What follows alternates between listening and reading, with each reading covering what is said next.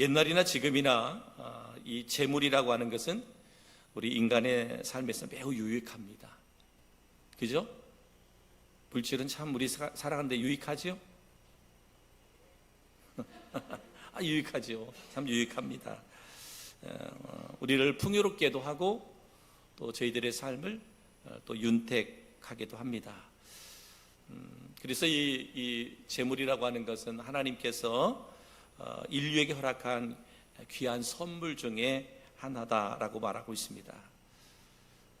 그러나 이러한 하나님의 선물도 그것을 하나님의 선물로 알고 사용하는 사람에게는 진정한 축복이지만 그렇지 못한 사람들에게는 도리어 물질이 화가 되는 경우가 많습니다. 그래서 오늘 말씀에도 화 있을진저, 그래서 화 있을진저, 그래서 제목도 화 있는 사람. 이 하나님이 주신 선물을 우리가 어떻게 사용할 것이냐, 어떻게 사용할 것이냐. 그런데 그것을 바르게 사용하지 못하는 것들에 대해서 먼저 여러 가지로 지금 말씀하고 있습니다. 하나님 주신 귀한 축복의 열매들을 바르게 사용하지 못하는 형태들, 이것들에 대해서 말씀하고 있는데, 먼저는 그걸 착취라고 표현하고 있어요. 착취. 그래서 야고보서 1장 1절로 3절에 보면, 들으라 부한 자들아, 너에게 이 말 고생으로 말미암아 울고 통곡하라. 너희 재물은 썩었고 너희 옷은 좀 먹었으며 너희의 금과 은은 녹이 슬었으니 이 목이 너희에게 증거가 되며 불같이 너희 살을 먹으리라. 너희가 말세에 재물을 쌓았도다. 이렇게 말씀하고 있습니다. 모든 재물이라고 하는 것은 인류에게 주신 것인데, 이 재물은, 이 물질은 말씀드린 것처럼 우리에게 주신 것은 공유하라고 주셨다는 거예요. 하나님이 공유하라고 주셨다. 그래서 재물로 인한 풍요를 모든 사람이 골고루 누릴 수 있어야 하는 것이 바로 성경에서 하나님이 가르치고 있는 겁니다. 근데 많은 사람들이 이 땅에서 열심히 노력하고 땀 흘리고 수고하는데 그 노동의 대가를 보상받을 수 없다. 이런 것들이 때로는 어떤 사람들의 욕심 때문에 노력하고 애쓰고 수고한 사람들의 것들을 이렇게 착취한다는 거예요. 착취한다는 거죠. 그래서 그것을 우리가 하나님이 주신 선한 재물을 올바르게 모으거나 사용하지 못하는 사람들에 대해서 말씀하고 있습니다. 근데 그들에게는 뭐라 그러냐, 장차 그들에게는 고난이 닥칠 것이다 라고 누가복음 16장 25절에 말합니다. 아브라함이 이르되 너는 살았을 때에 좋은 것을 받았고 나사로는 고난을 받았으니 이것을 기억하라. 이제 그는 여기서 위로를 받고 너희는 괴로움을 받느니라. 이 말씀이 있어요. 그죠? 부자와 거지 나사로의 이야기예요. 그때 주신 말씀이에요. 너희 이 땅에서 많은 것들을 좋은 것을 받았고 누렸다. 그런데 그것을 네가 받고 누리기만 했지 그 어렵고 힘든 사람을 향하여는 네가 나눌 줄 몰랐다, 베풀 줄 몰랐다. 근데 나사로는 비록 이 땅에서는 그런 풍요로움을 누리지 못했지만 하나님의 나라에서는 그 은혜를 누리게 될 것이다 라고 하는 하나님의 말씀이거든요. 그렇기 때문에 여러분, 하나님이 주신 그 은혜를, 하나님이 주신 축복을 내가 바르게 사용하지 못하면 그게 뭐가 되냐? 착취가 되는 거예요. 우리가 그리스도인들도 우리가 이 땅에 살아가면서 하나님이 주신 축복을 함께 나누지 못하면 이것이 착취가 된다라고 말하고 있습니다. 두 번째로는 뭐라고 말하고 있냐면 그것을 축제라고 그래요. 축제라고 말합니다. 누가복음 12장 21절에 보면 자기를 위하여 재물을 쌓아두고 하나님께 대하여 부유하지 못한 자가 이와 같으니라 그랬습니다. 우리가 근면 성실하고 검소한 생활에서 기인하는 축제는 대단히 바람직한 거예요. 우리가 열심히 노력하고 땀 흘리고 그래서 성실하고 그때 검소하게 살아서 우리가 만약에 재물을 이렇게 모았다 하는 것은 바람직하다. 이것은 모든 사람들에게 우리가 권면해야 되는 것들이죠. 특히나 우리 그리스도인들은 매사 모든 일에 성실해야 되잖아요. 그리고 주어진 열매가 있다면 그것을 바르게 사용할 수 있어야 돼요. 그리고 우리가 필요 없는, 쓸데없는 것에 하나님 주신 축복의 열매들을 사용해서는 안 됩니다. 그런데 이러한 축제라고 하는 것은 쌓아두고 그것으로 만족하기 위한 축제는 결코 아름다운 일이 아니다. 내가 더 많은 것을 가졌다, 더 많은 것을 가지고 쌓아놨다, 이런 축제는 바람직하지 않다라고 말합니다. 가장 요긴하고 아름다운 일에 사용할 것에 대해서 주님은 말씀하고 있습니다. 저는 우리 성도들이 이 땅에서 열심히 노력하고 애써서 정말 많은 부자가 되라 그랬어요. 물질적으로 큰 부자가 되라. 그런데 뭐예요? 그것을 바르게 쓸 수 있어야 돼요. 정직하게 쓸 수 있어야 돼요. 하나님이 기뻐하는 일에 쓸 수 있어야 됩니다. 그래야 그것이 하늘에서 상이 되고 하늘에서도 상을 우리가 받을 수 있게 된다. 근데 이 모든 것들이 하나님 주신 선물이다라고 여기지 않는 자들은 재물을 이 땅에 쌓아두기만 하는 거예요. 그래서 그들에게는 내세에 찾아 쓸 것이 없게 되는 것이다 라고 말씀하고 있습니다. 그러니까 재물을, 물질을 바르게 사용하지 못하는 사람들에 대해서 말씀하고 있어요. 착취하는 사람들, 축제, 그냥 막 욕심 가지고 막 이렇게 쌓아놓기만 하는 사람들, 그렇지 않아요? 그런 사람들이 많습니다. 그런 사람들이 그냥 막 쌓아둘라. 오늘 뉴스인가요? 어제 뉴스인가 이렇게 보니까 어디 부산에서 한 사람이 그 5천만 원짜리 수표를 이렇게 찾아줬어요. 찾아줬는데 그 찾아준 것도 보니까 그 잃어버린 사람은 자기 것도 아니고 누구 거냐면 아버지. 어떤 사람이 아버지가 돌아가셨는지 그것까지 모르겠어요. 근데 아버지의 물건을 이렇게 보다 보니까 거기에 수표가 5천만 원짜리 수표가 들어있었어요. 그래서 이 사람이 경찰서에 갖다 주는 게 수습을 해서 찾아보니까 아버지 것을 이제 아들에게 찾아준 거잖아요. 아들에게 찾아준 거예요. 참 아버지도 대단한 것 같아요. 5천만 원짜리 수표를 어디다 집어넣고서 주머니에 집어넣었는지, 그리고 본인도 몰랐는지 모르고 죽었어요. 여러분 잘 찾아보세요. 나중에 누구라도 이렇게 주머니 한번 찾아보시고. 그런데 뭐 했느냐면 그런 게 하면은 보통 10%에서 20%를 찾아준 사람한테 주게 돼 있다고 하더라고요. 그랬더니 본인은 싫다. 나는 싫다. 난 안 받는다. 그러니까 아들 입장에서 보면 자신은 전혀 생각지도 못했던 5천만 원을 이렇게 찾게 된 거잖아요. 찾은 것도 아니잖아요. 그래갖고 그 사람에게 주겠다는, 난 안 받겠다. 그래서 결국은 그냥 기부해라. 그래서 구청에다 가서 기부를 하게 되고, 기부하는 거에서 그 아들이 좀 더 기부해가지고 이게 기부했다라고 하는 이야기가 있었어요. 여러분 5천만 원 수표 주머니에 넣고 살면 안 돼요. 그죠? 무슨 말이냐면 내가 넣고 자식한테도 누구든도 얘기도 못하고 그냥 죽은 거 아니에요. 그러면 안 돼요. 있으면 써야죠. 여러분 써요. 5천만 원짜리 그냥 수표 주머니에 넣고 살다가 언제 어떻게 될는지도 모르는데 뭐예요? 바르게 쓸 수 있어야 돼요. 하나님이 주신 축복의 열매가 있다면 열매는 그것이 바르게 쓸 수 있어야 돼요. 그게 복 있는 사람이에요. 그게 복 있는 사람이지 그냥 움켜쥐고 있다가, 여러분 움켜쥐어봤자 갈 때 아무것도, 여러분 많이 봤죠? 그래서 갈 때 아무리 자기가 쓰고 간다 해 얼마나 쓰겠어요? 많이 써야 1,000만 원, 2,000만 원이지. 요즘에는 또 다 지방자치제에서도 이렇게 다 이렇게 도와주고 그래가지고 돈도 안 들어. 장례도 돈도 안 들어요. 그러니까 뭐예요? 있을 때 하나님 주신 축복 열매 있을 때 여러분 바르게 쓸 수 있어야 돼요. 바르게 쓸 수 있어요. 그냥 막 모아두려고만 하지 마세요. 모아두려고만 하지 마세요.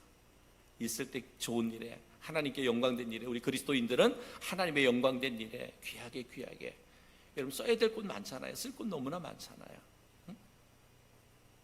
그리고 뭐라 하냐면 재물에 숭배하고 있다. 그래서 재물을 숭배한다 그랬습니다. 여러분 마태복음 4장 10절에 보면 이에 예수께서 말씀하시되 사탄아 물러가라 기록되었을 때 주 너희 하나님께 경배하고 다만 그를 섬기라 하였느니라 그랬습니다. 여러분, 우리 인간은 하나님 우리를 창조하실 때 뭐예요? 하나님만 섬기도록, 하나님만 믿고 하나님만 의지하고 하나님만 섬기도록 창조되어졌어요. 우리 그리스도인들은 오직 하나님만 섬기도록 창조되어졌어요. 하나님만 믿고 의지하도록 이렇게 지어졌습니다. 근데 이것을 모르는 사람들은 어떻게 돼요? 재물을 섬기는 거죠. 하나님의 능력을 믿는 것이 아니라 재물의 능력을 믿습니다. 돈을 신뢰합니다. 하나님을 믿음으로 안 되지만, 하나님을 믿는 믿음으로는 안 되지만 돈의 힘으로는 모든 것이 가능하다고 생각합니다. 물질 만능이잖아요. 돈이면 다 되잖아요. 안 됩니다. 안 되잖아요. 어저께도 여러분 끔찍한 뉴스 들었을 겁니다. 그죠? 수능 만점으로 서울에 있는 뻔한 학교잖아요. 서울대 의대를 들어갔던 친구가 25살밖에 안 먹은 친구인데 자기 여자친구가 헤어지자고 하니까 그 여자친구를 죽여버렸어요. 수능 만점이에요. 수능 만점. 응? 수능 만점 맞고 서울대 의대 들어갔던 친구가 자기 여자친구 헤어지자고 그랬다고 그 여자친구를 죽였어요. 이틀 전 일인가? 어제 일인가요? 이틀 전 일인가요? 여러분, 그게 중요한 게 아니잖아요. 수능을 만점으로 좋은 학교에 들어간 게 중요한 게 아니잖아요.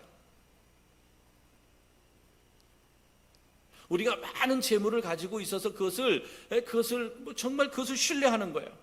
돈을 신뢰하는 거예요. 지식을 신뢰하는 거예요.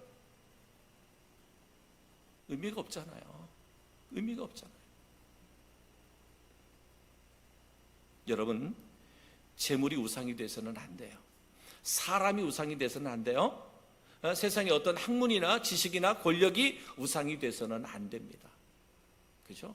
그것은 하나님의 영광을 위해서 필요한 것들이지 그것이 하나님을 대체할 수 있는 것이 아니다라는 거예요. 우상이 돼서는 안 돼. 그러니까 하나님보다 더 의지하는 것, 하나님보다 더 신뢰하는 것, 하나님보다 더 소중하게 여기는 것들, 이것들이 뭐야? 다 우상이잖아요. 그러니까 재물이 우상이 돼서는 안 돼. 성도 여러분, 재물은 하나님 주신 축복이라 그랬어요. 축복이라고 그랬습니다. 그러나 그것을 하나님보다 위에 놓고 그것을 의지하고 신뢰하기 시작하면 그것이 뭐예요? 우상이라는 거예요. 하나님은 필요 없어도 돈은 필요해. 그게 우상이 돼버리는 거예요. 하나님은 필요 없어도 내 자식은 필요해? 이게 우상이 되는 거예요. 그렇지 않습니다. 우리 인생의 가장 그 하나님만이 나의 믿음의 대상이고 그 하나님이 의지할 대상이고 섬기는 대상입니다. 하나님은 그렇게 우리를 창조하셨습니다. 그렇게 영광받기 위해서 우리를 창조하셨는데 피조물인 우리가 하나님의 그 피조 세계를 우상으로 섬긴다면 이거 있을 수 없는 일이잖아요. 그렇습니다. 재물의 숭배, 마음이 부한 자들. 마태복음 6장 23절 한 사람이 두 주인을 섬기지 못하니 혹 이를 미워하고 저를 미워하거나 혹 이를 중히 여기고 저를 경히 여기라 너희가 하나님과 재물을 겸하여 섬기지 못하느니라 그랬습니다. 오직 하나님만 우리의 섬김의 대상이 되는 거예요. 경배의 대상이 되는 거예요. 그 모든 것들은 아까 말씀드린 것처럼 뭐라 그랬어요? 하나님을 경배하고 하나님을 섬기는 일에 도구들이죠. 필요한 것들이죠. 우리가 주님 일을 하려고 하면 뭐가 필요하잖아요. 때로는 물질이 필요하고 재물이 필요하잖아요. 그럴 때 우리가 드리는 거잖아요. 우리가 지경을 넓히자 하지만 여러분, 우리가 지경을 넓혀야 할 것이 얼마나 많겠어요. 우리 지역도 그렇지만은 조금만 우리가 열방으로 시선을 향하면 우리가 도와야 할 것들, 섬겨야 할 것들 너무너무 많아. 그러나 뭐예요? 물질이 풍요롭지 못하니까 그걸 못 하잖아요. 못 하는 경우가 많아요. 저번에도 말씀드렸지만은 지금 코로나 시대에 코로나 이후에 제일 지금 어려움 당하는 분들이 누구냐면 선교사님들이에요. 제일 어려움 당하시는 분이 선교사님들이에요. 지금 한국 교회가 어렵잖아요. 코로나 시대로 보면 어렵습니다. 교회들마다 어렵습니다. 재정적으로 어렵고요. 또 모이는 것도 힘들고 어렵습니다. 그러다 보니까 제일 교회가 재정이 어려우니까 제일 먼저 재정을 딱 끊어버린 데가 그냥 선교예요. 선교. 선교사님들이 선교했던 선교 후원금을 그냥 끊어버리는 거예요. 뭐 선교사님들이 거기서 이렇게 무슨 일을 해서 돈을 버는 게 아니잖아요. 한국 교회가 기도하면서 선교비를 후원해 줘야만 그걸 갖고 선교할 수 있는데 선교비를 다 끊어버리니까 너무너무 힘든 거죠. 너무너무 힘든 지금 가운데 있습니다. 그러니까 뭐예요? 우리가 얼마든지 물질의 축복을 받아서 그렇게 헌신하는 거예요. 여유 있어서 헌신하는 게 아니지만, 선교하는 건 아니지만 우리가 정말 힘써서 우리가 선교할 때 하나님이 기뻐하시는 거예요. 하나님의 영광이 되는 거예요. 저는 저희 교회 그리고 우리 성도들에게 그러한 소망과 그러한 비전이 있어지기를 주님의 이름으로 축복합니다. 그러니까 여러분 직장에서나 사업장에서 열심히 일하는 데에 목적을 거기에 두세요. 너는 사업장 시작하는 마다 항상 그들을 위해서 축복할 때가 뭐냐? 여기는 선교지다. 여기는 선교지다. 여기서 복음을 전하는 선교지뿐만 아니라 사업장 하나하나가 정말 선교사를 파송하고 선교지를 후원할 수 있는 그런 사업장이 될 수 있도록 우리의 직장이 여러분이 축복받아서 그러한 사명을 감당해낼 수 있는 것, 이것이 복이고 이게 은혜잖아요. 이게 은혜고 복이거든요. 저는 정말 재물을 우상과 같이 섬기는 성도가 아니라 물질을 늘 축복하는 것, 물질을 다스리고 물질을 지배하는 권세가 우리 성도들 가운데 있기를 주의 이름으로 축복합니다. 물질의 종로로 타면 안 되잖아요. 평생만 물질만 쫓아다니는 사람이 있어요. 근데 돈이 없는 사람도 아니에요. 이렇게 보면 웬만한 사람들보다 더 경제적으로 안정되고 여유가 있는 사람들인데 이렇게 보면 다 물질에 쫓겨다녀요. 불행한 사람이에요. 근데 그렇지 못해요. 보면 넉넉하지 못하고 힘들지 못하는데 그냥 물질에 자유합니다. 왜 자유한지 아세요? 물질에 대한 욕심이 없으니까 그렇습니다. 물질에 대한 욕심이 없어요. 이 땅에 쌓아두고자 하는 욕심이 없으니까 물질의 종로로 하지 않고 물질을 지배하며 살아가는 거거든요. 사랑하는 성도 여러분, 우리 성도들에게 절대적으로 물질이 숭배의 대상이나 신뢰의 대상이 되지 않기를 주의 이름으로 축복합니다. 주님을 위해서 일할 수 있는 필요한 도구가 되어져요.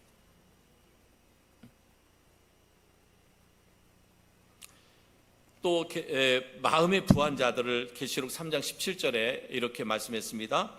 내가 말하기를 나는 부자라 부유하여 부족한 것이 없다 하나 내 곤고한 것과 가련한 것과 가난한 것과 눈먼 것과 벌거벗은 것을 알지 못하는도다 그랬습니다. 세상에서 제일 가는 부자는 마음이 가난한 자다 그랬습니다. 왜냐하면 세상이 가지지 못하는 천국을 소유할 수 있기 때문이다. 세상에서 제일 가는 부자는 가난한 자라 그랬는데 왜냐하면 그는 세상이 가지지 못하는 천국을 소유했기 때문이다 라고 말합니다. 마태복음 5장 3절에 심령이 가난한 자는 복이 있나니 천국이 그들의 것이요 그랬습니다. 마음이 가난하다는 말은 마음이 비어있는 상태를 이르는 말로 곧 겸손함을 말합니다. 겸손함. 그러니까 여러분 진정으로 부한 자가 되기를 바란다면 물질의 많고 적음을 떠나서 우리의 마음이 가난해야 돼요. 마음이 가난해요. 마음이 가난하다라는 것은 우리 지난주에도 말씀드렸지만 뭐냐면 어렵고 힘든 사람들을 볼 때마다 그들을 불쌍히 여기는 마음을 가진 사람들을 말합니다. 그들과 함께 울어줄 수 있는 사람들, 그들의 아픔을 감싸줄 수 있는 사람들, 이러한 사람들을 가난한 사람으로 표현하고 있거든요. 근데 그러한 사람들은 뭐예요? 천국이 저들의 것입니다 라고 말해요. 그러니까 이들이 진정한 뭐예요? 부자다는 거예요. 근데 뭐예요? 마음이 부한 자들은 뭐예요? 어떤 사람들이에요? 물질에 부유한 자들은 자기의 영혼의 누추함을 보지 못하죠. 따라서 그들에게 있어서 물질은 하나님의 축복이 아니라 저주일 수밖에 없단 말이에요. 왜? 물질의 부유함이 가난한 사람을 보지 못한다는, 자신도 보지 못하고 또 소외되고 외롭고 불쌍한 사람들을 보지 못하기 때문에 그 부한 자, 부자라고 하는 사람들, 그러한 사람들은 뭐예요? 부족한 것이 없다라고 하는 사람들, 그러한 사람들이 뭐예요? 마음의 부자. 이런 사람들이 뭐예요? 그 물질에 매여 살아가는 사람들, 물질의 종로로 타는 사람들이다 라고 말할 수 있습니다. 물질에 부유한 자가 아니라, 마음이 부유한 자가 아니라 마음이 가난한 자. 마음이 부유하다는 말은 정말 주님이 주시는 그 풍성하며 마음을 두고 하는 얘기가 아니라, 나는 이렇게 물질이 많아, 나는 세상의 명예 권세 다 가졌어, 그러면서 이웃을 돌보지 않는 이런 사람들, 이러한 사람을 부자라고 말하는데, 이러한 사람들은 뭐예요? 하늘의 상이 없는 거죠. 그죠? 하늘의 상이 없는 겁니다. 그렇기 때문에 우리들을 꼭 기억해야 할 것은 땅의 가치와 하늘의 가치를 우리가 바르게 분별하고 살아야 된다라고 말씀하고 있습니다. 그래서 오늘 성경은 이렇게 말하고 있습니다. 배부른 자에게 화가 있다. 화 있을진저. 배부른 사람들. 누가복음 6장 25절에 이렇게 말합니다. 화 있을진저. 너희 지금 배부른 자여, 너희는 주리이로다 라고 말합니다. 그러니까 배부른 자, 아까 조금 전에 얘기했던 부자 같은 사람들, 이 뭐라 그러냐면 굶주린 자들에 대하여 근심이 없는 자를 말합니다. 굶고 굶주리고 어렵게 소외당하고 있는 사람들 있지만 그들에 대해서 전혀 관심이 없는 그런 사람들, 철저히 이기적이고 지나치게 방종에 탐닉하는 사람들, 이러한 사람들을 배부른 자다라고 말합니다. 그래서 이러한 사람들은 재물을 사랑하기 때문에 하늘의 보화를 쌓아두는 것에 대해서는 거절하는 자이고, 이 땅에서 부와 목적 쾌락의 즐거움의 모든 것을 쏟아붓는 사람들이에요.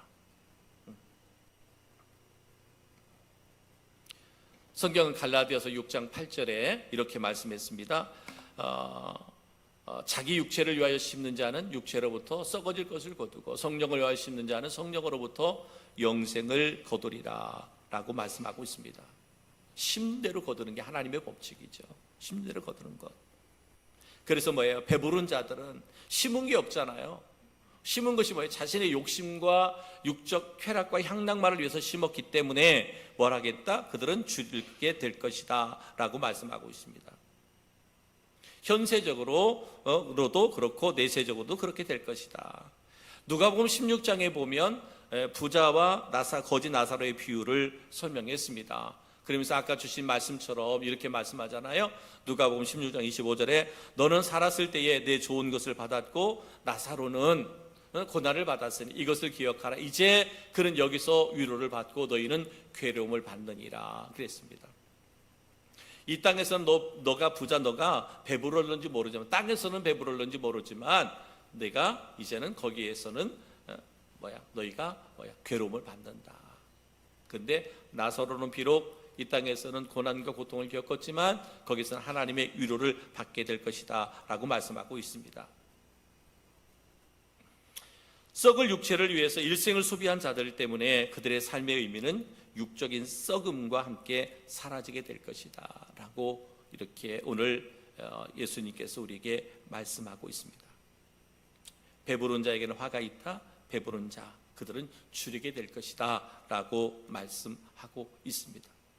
또 두 번째는 뭐라고 했냐면 웃는 자에게 화가 있을 것이다 라고 말해요. 웃는 자에게 화가 있을 것이라. 그럼 웃는 자란 누구를 말하느냐? 누가복음 6장 25절에 화 있을진저 너희 웃는 자여 너희에게 애통하며 울리로다 그랬습니다. 웃는 자라고 하는 것은 스스로 자고하여 회개할 것도 없고 하나님으로부터 사죄받을 것도 없다고 자기 도취에 빠져 있는 사람들입니다. 자기 도취에 빠져서 하나님 앞에 나 자신을 되돌아보고 회개할 그런 기회도 갖지 않고 오직 육신의 욕망을 위해서만 살아가는 사람들, 현재 누리고 있는 세상의 행복 때문에 다른 사람들의 슬픔과 눈물 같은 것을 전혀 생각하지 않는 사람들, 타인의 영혼에 대해서 한 번도 근심해 보지 않는 사람들,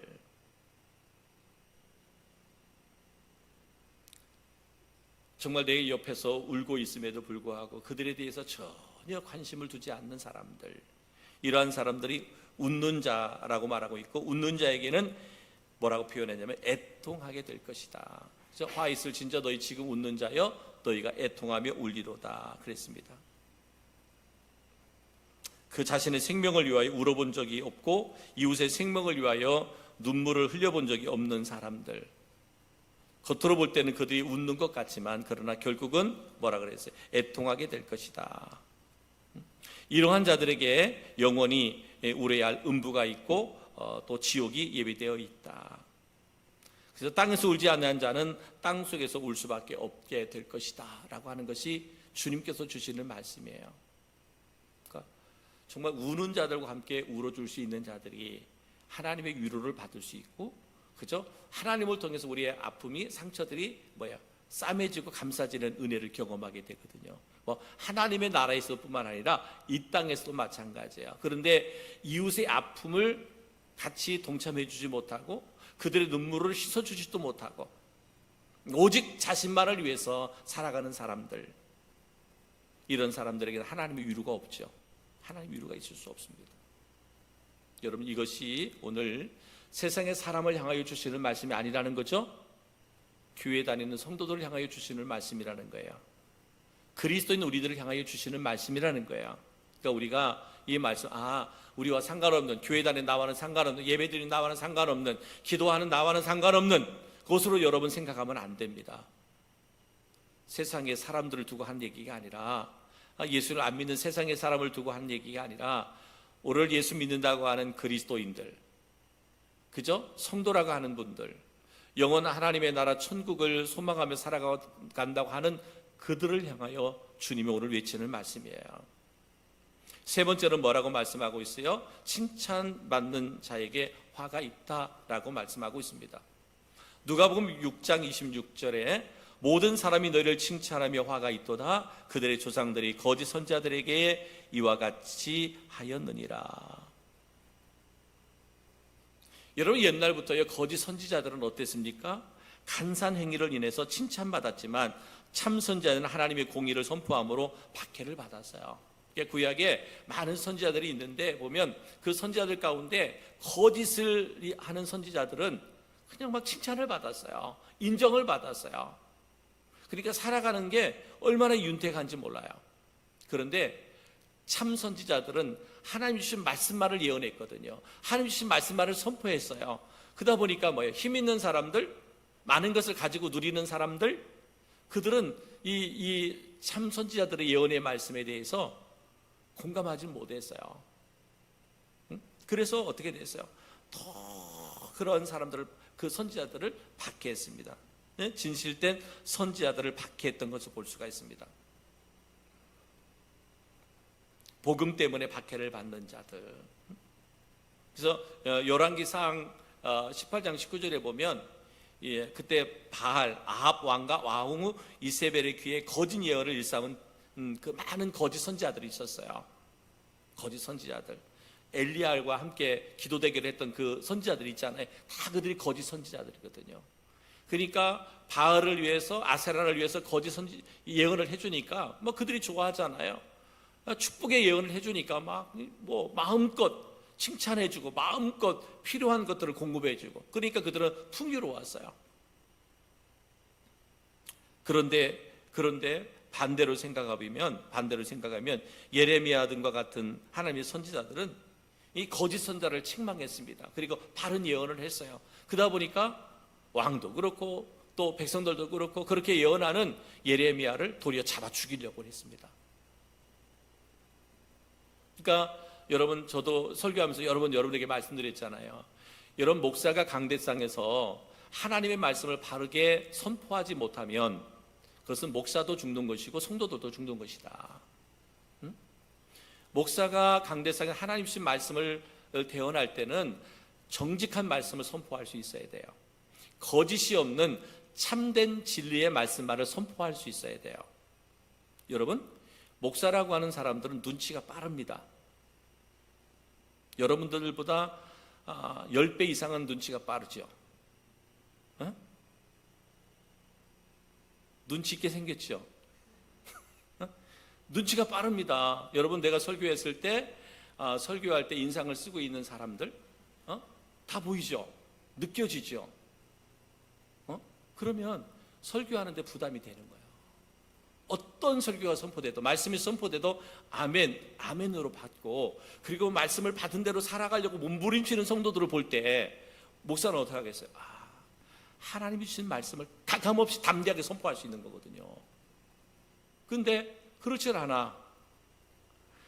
뒤로 이렇게, 여러분, 목사에게는요, 다 앞으로도 소리 들려오고요, 뒤로도 들려오고요, 뭐 옆으로 들려오고, 위에서 들려오고, 다 들려와. 응? 그러다 보면 뭐야? 오늘, 막 무슨 설교를 해가지고, 막 내가 뭐 상처를 받았느니, 뭐. 이런 얘기 들으면, 옆에서 듣고, 뒤에서 듣고, 막 위에서 듣고 그러면, 다음에는 부담이 되겠죠. 그러면 뭐 하겠어요? 바른 설교를 못 해요. 바른 설교 못 하죠. 여러분, 저는 바른 설교에도 뭐 여러분이 저를 쫓아내겠습니까? 여기서 목회하는 내가 바른 설교한다, 여러분 나를 쫓아낼 수 있어요? 내가 이 교회에서 제일 오래됐는데. 근데 여러분, 안타깝게도요, 그런 교회들이 많습니다. 자신들의 마음에 안 든다고, 설교가 자신들의 마음에 안 든다고 그래서요, 교회 부임해서 온 지 몇 년 안 되는데 쫓아내서 그치, 목회 못하고 떠나는 사람들 많아요. 여러분 생각해 보세요. 그렇게 몇 교회 갔는데 그렇게 몇 교회 쫓겨났어. 그러면 설교 제대로 할 수 있겠어요? 이제 뭐 눈치가 막 이제 막 10단에서 막 20단도 넘어가죠. 그러면 뭐예요? 그 목회자도 죽이는 거고, 그 다음에 뭐예요? 본인들도 죽는 거잖아요. 응? 여러분, 오늘 칭찬받는 사람들, 이 거짓 선지자들이에요. 그러니까 그들이 듣고 싶어하는 이야기, 그들이 좋아하는 이야기, 그런 것만 예언해 주는 거예요. 선포해 주는 거예요. 그러니까 막 그들이 기분 좋잖아요. 기분 좋으니까 그들에게 먹을 것, 입을 것 막 갖다 주는 거예요. 그러니까 부자죠. 부자입니다. 근데 뭐예요? 하늘의 상이 없잖아요. 하늘의 상이 없어요. 그래서 마태복음 7장 15절에 보면 이러한 거짓 선지자들을 양의 옷을 입은 이리로 표현하고 있어요. 양의 옷을 입은 이리다. 겉은 양인 것 같은데 그 안에는 썩은 이리가 있어요. 어떻게 하든지 나를 잡아먹으려고 하는 이리가 있단 말이에요. 나를 죽게 만드는 이리가 있단 말이에요. 그러면 안 되죠. 그러면 안 됩니다. 항상 여러분들은, 그러니까 목회자를 위해서, 설교하는 목회자를 위해서 열심히 기도해 줘야 되고, 정말 담대하게 선포할 수 있도록. 때로는 말씀을 듣다 보면 여러분, 우리가 마음에 찔림이 될 때도 있잖아요. 그잖아요. 막 마음의 부담으로 다가오는 설교가 선포될 때도 있잖아요. 그럼 나 들으라고 하나님이 주신 말씀이에요. 목사가 나 들으라고 했다. 목사가 나 들으라고 한 게 아니라 하나님이 나 들으라고 주신 말씀이에요. 그럼 아멘으로 받으면 되죠. 그럼 거기에 은혜가 임하고 축복이 임하는 거죠. 그죠? 그런데 그 말씀에 상처가 돼가지고 그러면 안 된다는 거죠. 그래서 여러분, 땅에서의 가치와 하늘에서의 가치가 뭐예요? 동일해야 되잖아요. 땅에서 소중했다면 하늘에 소중한 것이 돼야 돼. 땅에서는 소중하게 여겼는데 하늘에 보니까 하나님이 아무것도 아니라고, 안 된다는 거죠. 자색옷과 고운 베옷을 입은 부자에게 아브라함 이렇게 말씀했어요. 우리 잘 아는 말씀, 누가복음 6장 25절 이렇게 말씀했어요. 아브라함이 이르되 너는 살아있을 때 좋은 것을 받았고 나사로운 고난을 받았으니 이것을 기억하라. 이제 그는 여기서 위로를 받고 너희는 괴로움을 받느니라 그랬습니다. 자색옷과 고운 베옷을 입은 부자와 거지 나사로의 운명이 땅에서와 하늘에서 완전히 바뀌게 되었어요. 완전히 바뀌게 되었어요. 땅에서의 가치를 하늘에서의 가치 그대로 연결해 지속시키는 것은 예수 그리스도밖에 없거든요. 여러분, 예수 그리스도 안에서 내가 소중한 자가 되었다면 하나님의 나라에서도 예수 그리스도를 인하여 우리는 소중한 자가 되는 거예요. 근데 중간에 예수가 빠져버리면요, 이 세상에서 우리가 가치 있는 삶을 산 것 같지만 하나님의 나라에서는 부자와 같은 사람인 거예요. 하나님의 나라에 하나님의 나라 갈 수도 없죠.